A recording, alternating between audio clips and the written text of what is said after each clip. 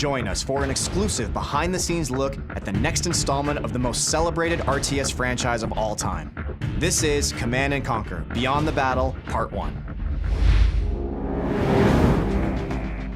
When our community installs the game, they start to play it, our veterans, the people who've been with CNC since '95, when they install the game and they start playing, all I really want from them is to go, holy crap, this is Command & Conquer.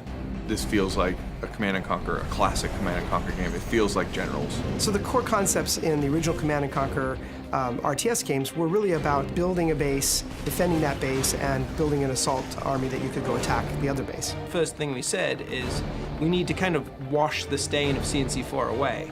And to do that, you really have to get back to your roots, to get back to what it was that made your fans in the first place. Well, to me, the roots of Command & Conquer are always about base building that doesn't feel like a chore, harvesting that doesn't require your full attention, and a focus on fast action and lots of viable strategies in the actual combat.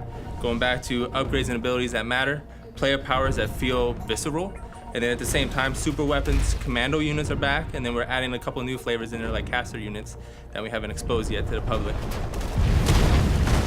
Well, we're all big Generals fans here, obviously. Looking at the old Generals, there's so many great ideas, so many great mechanics that they built in, so we were lucky to be able to cherry pick the ones we like the best. Now choosing the general is a big part of the game, just as important as choosing the faction you wanted to play. Now, it's like having hundreds of factions, let alone just 3. Each general will have its own set of abilities, upgrades, even player powers will change as well. Also, units will be dynamically taken out and different ones will be put in based off of what that niche of the general is. The new generals that we're adding to the armies are really going to keep the gameplay fresh, right? It should make the game fun, enjoyable, and interesting for years to come. So what I really find exciting about the next Command & Conquer is that this is a product that's going to be aimed directly to consumers, going directly to consumers and appealing to them for the success of the product, but more importantly for the feedback. So fan feedback and metrics are absolutely amazing now in a connected environment.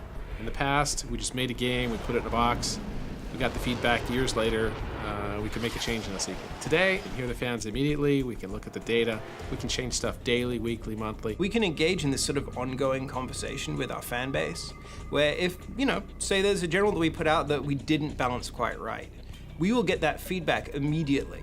It's not like we're gonna be like, okay, well, when we do the expansion pack or a patch in 3 months, we'll fix this. It's gonna be one of those things where we kind of grow together, and that's what we want to kind of breed. It's a live product, and we want to make sure that the community at the core is part of that rendition of making this game better. This is ultimately the fans' game, and we're looking forward to making the game better with them.